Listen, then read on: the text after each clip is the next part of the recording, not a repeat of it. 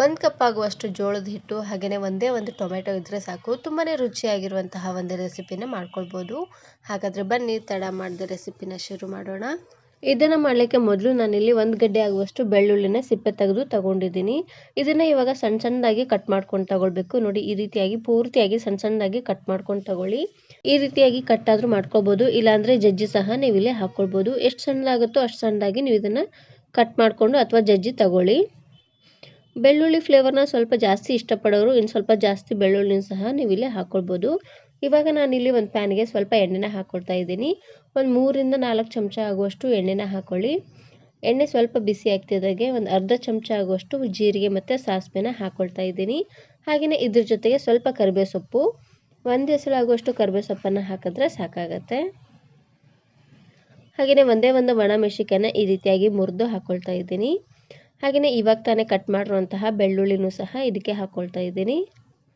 ಇವಾಗ ಎಲ್ಲವನ್ನು ಹಾಕಿದಾದ್ಮೇಲೆ ಉರಿನ ಪೂರ್ತಿಯಾಗಿ ಲೋ ಫ್ಲೇಮ್ನಲ್ಲೇ ಇಟ್ಟು ಜೀರಿಗೆ ಸಾಸಿವೆ ಎಲ್ಲ ಚೆನ್ನಾಗಿ ಚಿಟಪಟ ಅಂತ ಸಿಡಿದು ಬೆಳ್ಳುಳ್ಳಿ ಸ್ವಲ್ಪ ಕಲರ್ ಚೇಂಜ್ ಆಗೋವರೆಗೂ ಇದನ್ನು ಎಣ್ಣೆಲೆ ಫ್ರೈ ಮಾಡ್ಕೊಳ್ಬೇಕು. ನೋಡಿ, ಬೆಳ್ಳುಳ್ಳಿ ಈ ರೀತಿಯಾಗಿ ಸ್ವಲ್ಪ ಸಾಫ್ಟ್ ಆಗ್ತಿದ್ದಂಗೆ ಇವಾಗ ನಾನಿಲ್ಲಿ ಸಣ್ಣದಾಗಿ ಕಟ್ ಮಾಡಿರುವಂತಹ ಈರುಳ್ಳಿ ಹಾಗೆಯೇ ಒಂದೇ ಒಂದು ಹಸಿರು ಮೆಣಸಿನಕಾಯಿನ ಹಾಕ್ಕೊಳ್ತಾ ಇದ್ದೀನಿ.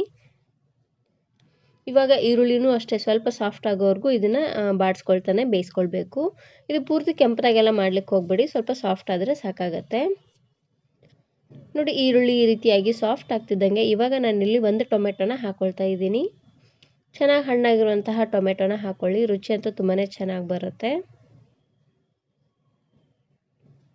ನೋಡಿ, ಟೊಮೆಟೊ ಹಾಕಿದಾದ್ಮೇಲೆ ಇವಾಗ ನಾನಿಲ್ಲಿ ಒಂದು ಅರ್ಧ ಚಮಚ ಆಗುವಷ್ಟು ಅರಿಶಿನ ಪುಡಿ ಹಾಗೆಯೇ ರುಚಿಗೆ ತಕ್ಕಷ್ಟು ಉಪ್ಪನ್ನು ಹಾಕ್ಕೊಳ್ತಾ ಇದ್ದೀನಿ. ಉಪ್ಪು ಹಾಗೆಯೇ ಅರಿಶಿನ ಪುಡಿನ ಹಾಕೋದ್ರಿಂದ ಟೊಮೆಟೊ ಬೇಗ ಸಾಫ್ಟ್ ಆಗುತ್ತೆ.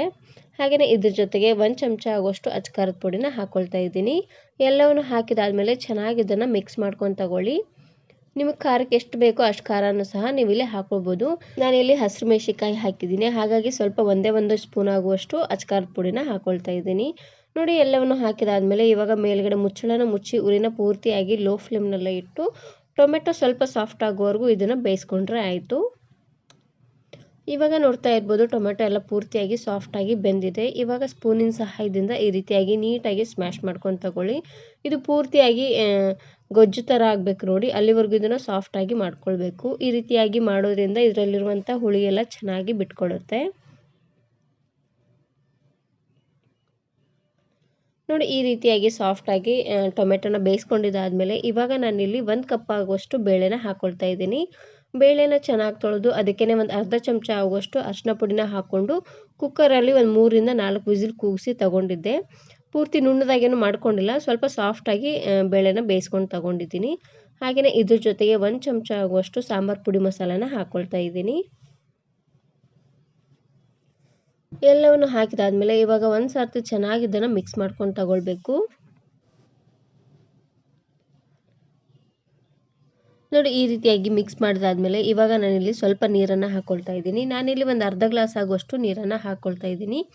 ಗಟ್ಟಿನಾದರೂ ಮಾಡ್ಕೊಳ್ಬೋದು, ಇಲ್ಲಾಂದರೆ ತೆಳ್ಳದಾಗಾದರೂ ಮಾಡ್ಕೊಳ್ಬೋದು. ನಾನಿಲ್ಲಿ ಮೀಡಿಯಮ್ ಆಗಿ ಮಾಡ್ಕೊಳ್ತಾ ಇದ್ದೀನಿ, ಹಾಗಾಗಿ ಒಂದು ಅರ್ಧ ಗ್ಲಾಸ್ ಆಗುವಷ್ಟು ನೀರನ್ನು ಹಾಕ್ಕೊಂಡು ಬೇಯಿಸ್ಕೊಳ್ತಾ ಇದ್ದೀನಿ.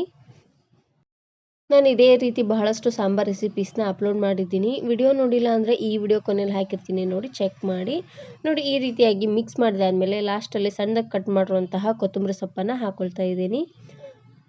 ಎಲ್ಲವನ್ನು ಹಾಕೊಂಡಾದ್ಮೇಲೆ ಇವಾಗ ಉರಿನ ಪೂರ್ತಿಯಾಗಿ ಲೋ ಫ್ಲೇಮ್ನಲ್ಲೇ ಇಟ್ಟು ಚೆನ್ನಾಗಿ ಸಾಂಬಾರನ್ನು ಕುದಿಸ್ಕೊಂಡು ತಗೊಳ್ಬೇಕು. ಸಾಂಬಾರನ್ನು ಎಷ್ಟು ಚೆನ್ನಾಗಿ ಕುದಿಸ್ತೀವೋ ನೋಡಿ ಅಷ್ಟೇ ರುಚಿಯಾಗಿ ಬರುತ್ತೆ. ಇವಾಗ ಮೇಲ್ಗಡೆ ಮುಚ್ಚಳನ ಮುಚ್ಚಿ ಸಾಂಬಾರನ್ನು ಚೆನ್ನಾಗಿ ಕುದಿಸ್ಕೊಳ್ಳಿ. ಸಾಂಬಾರು ಕುದೀಲಿ ಅಷ್ಟರಲ್ಲಿ ನಾನಿವಾಗ ಒಂದು ಸ್ಟೀಲಿನ ಪಾತ್ರೆಗೆ 2 ಕಪ್ ಆಗುವಷ್ಟು ನೀರನ್ನು ಹಾಕ್ಕೊಳ್ತಾ ಇದ್ದೀನಿ. ನೀರನ್ನು ಹಾಕಿದಾದ್ಮೇಲೆ ಇದಕ್ಕೇ ರುಚಿಗೆ ತಕ್ಕಷ್ಟು ಉಪ್ಪನ್ನು ಹಾಕ್ಕೊಂಡು ಚೆನ್ನಾಗಿ ಇದನ್ನು ಬೇಯಿಸ್ಕೊಳ್ಬೇಕು. ನೀರು ಸ್ವಲ್ಪ ಗುಳ್ಳೆ ಗುಳ್ಳೆ ಥರ ಬರೋವರೆಗೂ ಚೆನ್ನಾಗಿ ಇದನ್ನು ಕಾಯಿಸ್ಕೊಂಡ್ರೆ ಆಯಿತು. ಪೂರ್ತಿ ಕುದಿಯೋದೇನೋ ಬೇಡ. ನೋಡಿ, ಈ ರೀತಿಯಾಗಿ ಚೆನ್ನಾಗಿ ನೀರು ಕಾದಾದ್ಮೇಲೆ ಇವಾಗ ನಾನಿಲ್ಲಿ ಹಿಟ್ಟನ್ನು ಹಾಕ್ಕೊಳ್ತಾ ಇದ್ದೀನಿ. ಈ ರೀತಿಯಾಗಿ ನೀರು ಕಾದಾದ್ಮೇಲೆ ಒಂದು ಸರ್ತಿ ಚೆನ್ನಾಗಿ ಇದನ್ನು ಮಿಕ್ಸ್ ಮಾಡ್ಕೊಂಡು ತಗೊಳ್ಳಿ. ಯಾಕಂದರೆ ನಾವು ಆವಾಗಲೇ ಉಪ್ಪನ್ನು ಹಾಕಿದ್ವಿ ನೋಡಿ, ಹಾಗಾಗಿ ಒಂದು ಸರ್ತಿ ಈ ರೀತಿಯಾಗಿ ಮಿಕ್ಸ್ ಮಾಡಿದಾದ್ಮೇಲೆ ನಾವು ಯಾವ ಕಪ್ಪಲ್ಲಿ ನೀರನ್ನು ತೊಗೊಂಡಿದ್ವಿ ನೋಡಿ ಅದೇ ಕಪ್ಪಲ್ಲಿ 1 ಕಪ್ ಆಗುವಷ್ಟು ಜೋಳದ ಹಿಟ್ಟನ್ನು ಹಾಕ್ಕೊಳ್ತಾ ಇದ್ದೀನಿ.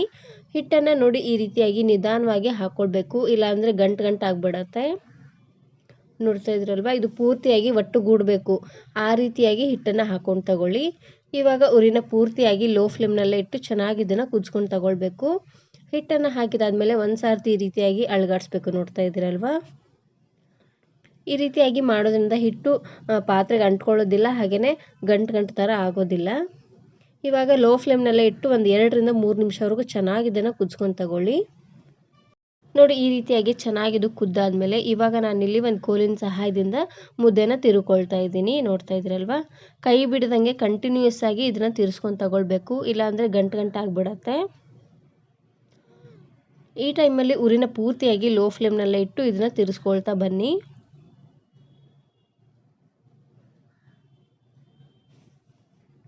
ಕರೆಕ್ಟಾಗಿ 2 ಕಪ್ ಆಗುವಷ್ಟು ನೀರಿಗೆ 1 ಕಪ್ ಆಗುವಷ್ಟು ಜೋಳದ ಹಿಟ್ಟನ್ನು ಹಾಕ್ಕೊಂಡು ಈ ರೀತಿಯಾಗಿ ಮುದ್ದೆನ ತಿರ್ಕೊಳ್ಳಿ. ಕರೆಕ್ಟಾಗಿ ಆಗುತ್ತೆ, ಸ್ವಲ್ಪನೂ ಗಟ್ಟಿ ಆಗೋದಿಲ್ಲ, ಸ್ಮೂತಾಗಿ ಚೆನ್ನಾಗಾಗತ್ತೆ. ನೋಡಿ, ಈ ರೀತಿಯಾಗಿ ಕಂಟಿನ್ಯೂಸ್ ಆಗಿ ಇದನ್ನು ತಿರ್ಸ್ಕೊಳ್ತಾನೆ ಇದನ್ನು ಬೇಯಿಸ್ಕೊಳ್ಬೇಕು. ಇವಾಗ ಕೈನ ಸ್ವಲ್ಪ ತೇವ ಮಾಡಿಕೊಂಡು ಈ ರೀತಿಯಾಗಿ ಮುಟ್ಟಿ ನೋಡಿ, ಇದು ಸ್ವಲ್ಪ ಕೈಗೆ ಅಂಟ್ತಾ ಇದೆ ಅಂದರೆ ಇನ್ನು ಸ್ವಲ್ಪ ಬೇಯಿಸ್ಕೊಂಡು ತಗೊಳ್ಬೇಕು. ನೋಡ್ತಾ ಇದ್ದೀರಲ್ವ, ಈ ರೀತಿಯಾಗಿ ಸ್ವಲ್ಪ ಹಿಟ್ಟನ್ನು ತಗೊಂಡು ನೋಡಿ, ಹಿಟ್ಟು ಕೈಗೆ ಅಂಟ್ತಾ ಇದ್ದರೆ ಉರಿನ ಪೂರ್ತಿಯಾಗಿ ಲೋ ಫ್ಲೇಮ್ನಲ್ಲೇ ಇಟ್ಟು ಇನ್ನೊಂದು 2 ನಿಮಿಷವರೆಗೂ ಚೆನ್ನಾಗಿ ಇದನ್ನು ಬೇಯಿಸ್ಕೊಳ್ಬೇಕು. ಇವಾಗ ನೋಡ್ತಾ ಇರ್ಬೋದು, ಸಾಂಬಾರು ಚೆನ್ನಾಗಿ ಕುದ್ದಿದೆ. ನೋಡ್ತಾ ಇದ್ದೀರಲ್ವ, ಸಾಂಬಾರನ್ನು ಈ ರೀತಿಯಾಗಿ ಚೆನ್ನಾಗಿ ಕುದಿಸ್ಕೊಂಡ್ರೆ ಆಯಿತು. ಇವಾಗ ಗ್ಯಾಸನ್ನು ಆಫ್ ಮಾಡ್ಕೊಳ್ಳಿ. ನಾವು ಸಾಂಬಾರನ್ನು ಎಷ್ಟು ಚೆನ್ನಾಗಿ ಕುದಿಸ್ತೀವೋ ನೋಡಿ ಅಷ್ಟೇ ರುಚಿಯಾಗಿ ಬರುತ್ತೆ. ಇವಾಗ ನಾನಿಲ್ಲಿ ಒಂದು ಪ್ಲೇಟ್ಗೆ ಸ್ವಲ್ಪ ನೀರನ್ನು ಹಾಕ್ಕೊಳ್ತಾ ಇದ್ದೀನಿ. ನೀರನ್ನು ಹಾಕ್ಕೊಂಡು ಮುದ್ದೆನ ಮಾಡಿಕೊಂಡ್ರೆ ಆಯಿತು. ತುಂಬಾ ರುಚಿಯಾಗಿರುವಂತಹ ಜೋಳದ ಮುದ್ದೆ ರೆಡಿಯಾಗಿ ಹೋಗ್ಬಿಡುತ್ತೆ. ಸ್ವಲ್ಪ ಎಣ್ಣೆನಾದರೂ ಹಾಕ್ಕೊಳ್ಬೋದು, ಇಲ್ಲಾಂದರೆ ಈ ರೀತಿಯಾಗಿ ನೀರನ್ನು ಹಾಕ್ಕೊಂಡು ಮುದ್ದೆನ ತಟ್ಕೊಳ್ಬೋದು. ನಿಮ್ಗೆ ಯಾವ ಸೈಜಲ್ಲಿ ಬೇಕೋ ಆ ಸೈಜಲ್ಲಿ ಮುದ್ದೆನ ಮಾಡ್ಕೊಳ್ಳಿ. ನೋಡ್ತಾ ಇರ್ಬೋದು ಎಷ್ಟು ಸಾಫ್ಟಾಗಿ ಬಂದಿದೆ ಅಂತ. ಮುದ್ದೆನ ಆದಷ್ಟು ಸಾಫ್ಟಾಗಿ ಮಾಡ್ಕೊಳ್ಳಿ, ತುಂಬಾ ಚೆನ್ನಾಗಿರುತ್ತೆ. ಬಾಯಿಗಿಡ್ತಿದ್ದಂಗೆ ಬೆಣ್ಣೆ ಥರ ಕರಗೋಗ್ಬಿಡುತ್ತೆ. ಜೋಳದ ಮುದ್ದೆನ ಆದಷ್ಟು ಬಿಸಿ ಇರುವಾಗಲೇ ಸರ್ವ್ ಮಾಡ್ಕೊಳ್ಳಿ, ತುಂಬಾ ಚೆನ್ನಾಗಿರುತ್ತೆ. ದಿನಾಲೂ ಚಪಾತಿ, ರೊಟ್ಟಿ ಹಾಗೆಯೇ ಅನ್ನ ಎಲ್ಲ ತಿಂದು ಬೇಜಾರಾಗಿದ್ದರೆ ಈ ರೀತಿಯಾಗಿ ಜೋಳದ ಮುದ್ದೆನ ಮಾಡ್ಕೊಳ್ಳಿ, ತುಂಬಾ ರುಚಿಯಾಗಿರುತ್ತೆ. ಈ ವಿಡಿಯೋ ಇಷ್ಟ ಆದರೆ ಈಗಲೇ ಒಂದು ಲೈಕ್ ಬಟನನ್ನು ಕ್ಲಿಕ್ ಮಾಡಿ, ಫ್ರೆಂಡ್ಸ್ ಆ್ಯಂಡ್ ಫ್ಯಾಮಿಲಿ ಜೊತೆಗೆ ಶೇರ್ ಮಾಡಿ. Thank you. Thanks for watching.